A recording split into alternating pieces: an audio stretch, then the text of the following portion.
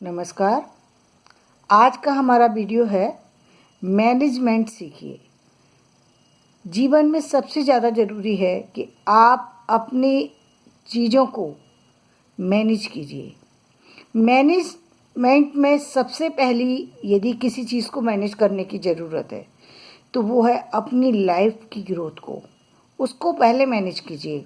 घर को सेकंड रखिए, क्योंकि एक टाइम होता है जब आपकी अपनी ग्रोथ होना ज़रूरी होता है।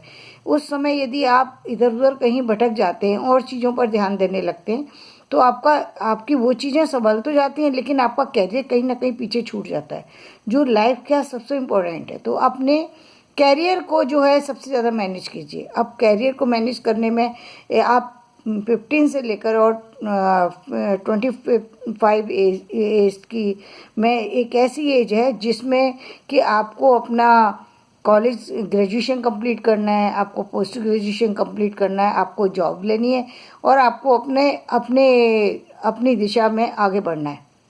ये एक बहुत ही इम्पोर्टेंट टाइम होता है लाइफ का, जो सबसे ज़्यादा स्पेशल है, सबसे ज़्यादा ध्यान देने की ज़रूरत है इसमें। तो सबसे ज़्यादा मैनेज इसी में करना चाहिए। सेकंड टाइम जो स्टार्ट होता है वो होता है 25 से लेकर के और 40 साल की एज में। यदि आपको से वो छूट गया 25 वाला टाइम तो आप 25 से लेके 40 साल की एज में मैनेज कीजिए। लेकिन तब आपके तौर तरीके, आपका टाइम मैनेज करने का तरीका अलग हो जाएगा। जो आपने 15 साल से 25 साल तक की एज में जो मैनेजमेंट किया है वो एक बिल्कुल अलग तरीके का है, क्योंकि उस समय आपके ऊपर कोई जिम्मेदारी नहीं है, आपके ऊपर कोई लाइबिलिटी नहीं है। अब 25 से लेकर 40 साल की एज में आपके ऊपर लाइबिलिटी आ जाती है फैमिली की। आपके ऊपर फैमिली की अपनी फैमिली है, यदि आपकी शादी हो चुकी है तो फैमिली की लाइबिलिटी है। फैमिली या फैमिली नहीं बन पाई है तो आपके पेरेंट्स की लाइबिलिटी आ जाती है। पेरेंट्स नहीं है तो और लोगों की लाइबिलिटी आ जाती है। कहीं ना कहीं आप जिस ऑर्गेनाइजेशन से जुड़ चुके होते हैं वहाँ की लाइबिलिटी आपको संभालनी पड़ती है। जबकि अक्सर देखा जाता है कि जो बच्चे 15 से 25 की एज में हो उनके ऊपर बहुत बड़ी जिम्मेदारी जो है कोई भी ऑर्गेनाइजेशन देते हुए घबराती है। जबकि 22 साल का एक नवयुवक जो है वो आईएएस बन जाता है, उसको हम लोग इतनी बड़ी पोस्ट दे देते हैं, लेकिन जनरल एक स्टूडेंट को हमने इसलिए नहीं दे पाते क्योंकि उसकी ग्रोथ उतनी नहीं होती जितनी एक आईएएस अधिकारी की होती है, क्योंकि वहाँ वो काफ़ी कुछ सीखने के बाद ही बनते हैं वो। तो उसके और इसमें दोनों में बहुत बड़ा अंतर है, तो एक बहुत बड़ा गैप है, इसलिए हम जनरली उनको वो चीज़ नहीं देते। तो जो आपका सबसे बड़ा महत्वपूर्ण टाइम है 15 से लेकर 25 साल की जो एज है उसमें आपको सबसे ज़्यादा ज़रूरी क्या है? सबसे ज़्यादा ज़रूरी है आप अपनी लाइफ को सेट करें, यानी उसमें एजुकेशन का टाइम निकालें। अपनी जो ग्रेजुएशन या पोस्ट ग्रेजुएशन जो कर रहे हैं उसमें सबसे ज़्यादा स्टडी के लिए अपना टाइम दें। उसके बाद कुछ टाइम जो है वो अपने कैरियर के लिए देना ही पड़ेगा। यदि आपकी 8 घंटे की ड्यूटी है कहीं की तो आपको वो 8 घंटे की ड्यूटी पूरी करनी है। लेकिन ये हो सकता है कि उस ड्यूटी में हो सकता है कि आपको उतनी ज़्यादा ध्यान देने की ज़रूरत नहीं है, क्योंकि जो काम वहाँ पर आपसे कराया जा रहा है वो तो आप ऑलरेडी कर ही सकते हो। उसमें कोई आपको बहुत बड़ा टेंशन लेने की ज़रूरत नहीं है। जैसा कि मैंने कहा कि आपके ऊपर कोई बहुत बड़ी जिम्मेदारी नहीं दी जाती, इसलिए आप उस काम को इजीली कर पाते हैं। और वो आपकी एजुकेशन से ही जुड़ा होता है, क्योंकि आप जिस भी फील्ड के हैं उस फील्ड से ही जुड़ा हुआ काम होगा, तो बहुत बड़ी आप बच्चों के लिए बहुत बड़ी टेंशन नहीं होती है, इजीली कर पाते हैं।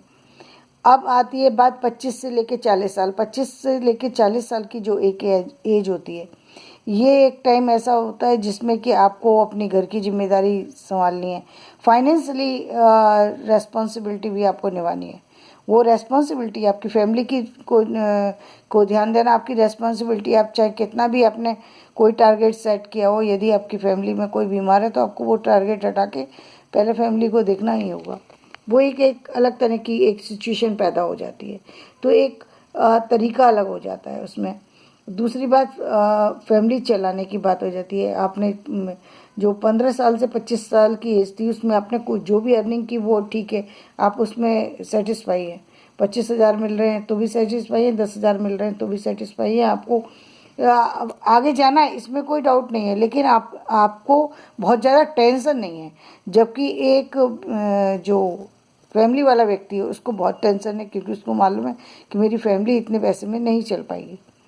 हो सकता है उसको किराए का घर भी लेना पड़े, हो सकता है उसको अपना ही घर हो वहाँ पर खर्चे देने पड़े, जो भी है, लेकिन उसके ऊपर जिम्मेदारियाँ अलग तरह की होती है। तो लेकिन हमारा जो आज का पॉइंट है वो है मैनेजमेंट कीजिए। तो मैनेजमेंट आपको अब उसमें आपको टाइम की जो है, जो आपको अपनी फैमिली को देने के बाद और जो अपने जो कैरियर जहाँ पर जॉब से रिलेटेड जो आप जिम्मेदारी उठा रहे हैं उसको आप बिल्कुल लाइटली नहीं ले सकते, क्योंकि थोड़ी सी भी लापरवाही आपके लिए भारी हो सकती है। तो वो आपके लिए इम्पोर्टेंट है।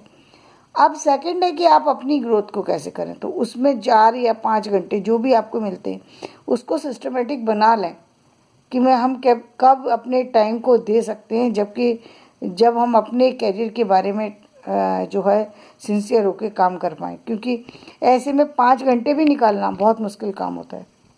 4 या 5 घंटे निकालना बहुत बड़ी बात है, लेकिन जो लोग समझदार हैं वो अपने किसी न किसी तरीके से मैनेज कर लेते हैं।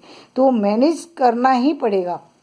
अब वो मैनेजमेंट का हम पर्टिकुलर यहाँ पर हम ये नहीं दे सकते कि आपको 8 बजे उठना है कि 10 बजे उठना है, ये टाइम नहीं दिया जा सकता। लेकिन ये है कि मैनेजमेंट में प्रायोरिटी आपको किसको देनी है ये समझना होगा। तो जैसा कि मैंने कहा कि पहले वाले एज ग्रुप में आपको प्रायोरिटी अपनी एजुकेशन को देना चाहिए, क्योंकि ये जो आपने स्टडी इस समय की है वो आपकी लाइफ टाइम रहने वाली है। और इस समय सबसे ज़्यादा बच्चे जो हैं एकदम स्मार्ट होते हैं, बहुत ज़्यादा सिंसियर होते हैं, बहुत ज़्यादा एक्टिव होते हैं, बॉडी लैंग्वेज अलग तरह की होती है, उनकी सारी चीज़ें अलग तरह की होती है। इसलिए वो जो काम 5 घंटे में करेंगे वो काम वो 2 घंटे में कर जाते हैं, क्योंकि उनके अंदर एक सोचने का तरीका अलग होता है, चीज़ों को लेने का तरीका अलग होता है। तो उनकी उस समय ग्रोथ बहुत ज़्यादा होती है।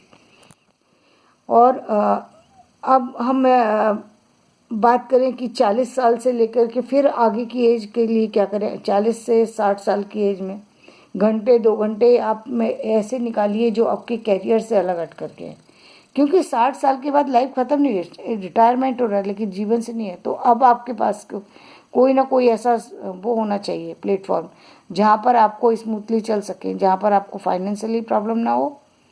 क्योंकि चाहे कितनी भी मान लीजिए आपकी पेंशन आ रही है, लेकिन पेंशन तो उतनी नहीं आती जितनी आप हमेशा जो सैलरी मिल रही होती है, एकदम जो पेंशन सैलरी से एकदम जो नीचे आ जाते हैं, वो एक बहुत बड़ा झटका होता है जो काफ़ी सारे लोगों को बहुत ज़्यादा तोड़ देता है अंदर तक। जो हमेशा आगे चलने वाले लोग थे वो एकदम पीछे आ जाते हैं, क्योंकि उस समय बच्चे बहुत आगे निकल जाते हैं, जो पेरेंट्स हैं या जो भी घर की महिलाएं हैं वो पीछे आ जाती हैं, क्योंकि बच्चे की ग्रोथ अब आपसे कई गुना ज़्यादा हो गई। आज तक आपने उनको चलाया था, अब वो आपको चलाने की एज में आ गए, ये जो कि नहीं होना चाहिए।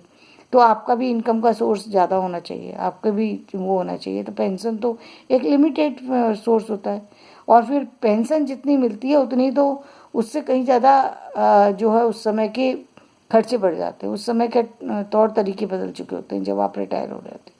तो उन चीज़ों को उससे कंपेयर, पेंशन को कंपेयर ही ना करें, अपनी लाइफ को एक सेट करके चलें कि लाइफ में रिटायरमेंट के बाद हमारे पास इतना पैसा आना चाहिए। उस समय के दौर के हिसाब से देखिए कि कब आपका रिटायरमेंट है, उस समय कितनी सैलरी हो सकती है, उतना पैसा आपकी जेब में होना ही चाहिए। उससे कम तो बिल्कुल नहीं, ज़्यादा जितना हो सकता है उतना कीजिए, लेकिन कम बिल्कुल नहीं होना चाहिए, क्योंकि ये बहुत ही ज़रूरी है। और इसके बिना लाइफ बिल्कुल नहीं चलती। आप बच्चों के ऊपर यदि अपना किसी तरीके का की छाप छोड़ना चाहते हैं तो बच्चे आपकी छाप को तभी स्वीकार करते हैं जब उनको लगता है कि हमारे पेरेंट्स हमसे कहीं आगे। यदि आप कितना भी आपने पूरी लाइफ में कमाया, यदि आप उस समय बच्चों के अधीन हो जाते हैं तो बच्चे फिर आपको बिल्कुल लाइटली ले लेते हैं, और आपकी जो योग्यता है उसका आपको खेद होता है, और आप उस समय कुछ करने लायक नहीं बचते। तो धन्यवाद। आज मैं वीडियो यहीं समाप्त करती हूँ। आपको मेरा वीडियो पसंद आया हो तो लाइक करें, शेयर करें और सब्सक्राइब करें। आगे मैं फिर मैनेजमेंट के ऊपर फिर दूसरी तरीके से आपको वीडियो दूँगी। धन्यवाद।